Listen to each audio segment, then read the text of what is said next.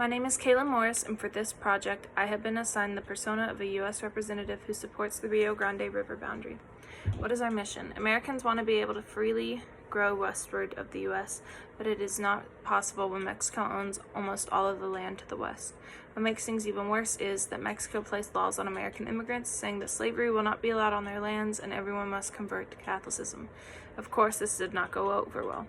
The only way to resolve this issue was to expand the American lands and take over Mexican lands all the way down to the Rio Grande River.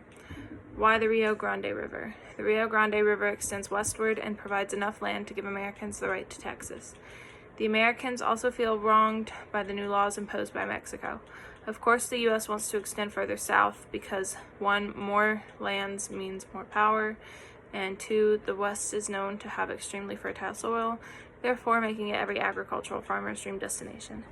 And all these points come down to the same reason, and that would be manifest destiny. This is the Americans' belief that it is God's will that we spread our lands down to the Rio Grande to spread democracy all over. Leading into war. There were a lot of aspects that led to the Mexican-American War.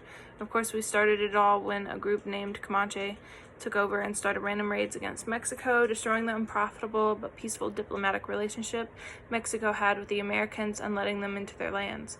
In response to Comanche, Mexico decided to allow American immigrants to flood Texas to act as a barrier. However, the American influence only caused Mexico to implement the new laws, as I mentioned before.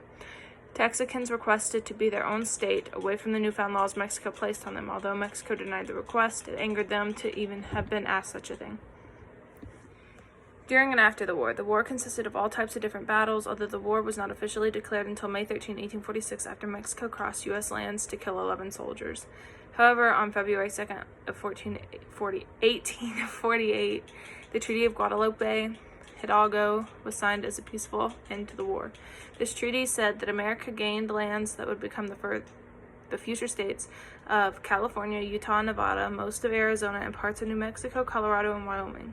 Mexican officials would also have to surrender their claims to Texas and recognize the Rio Grande as its southern boundary for the price of $15 million to Mexico.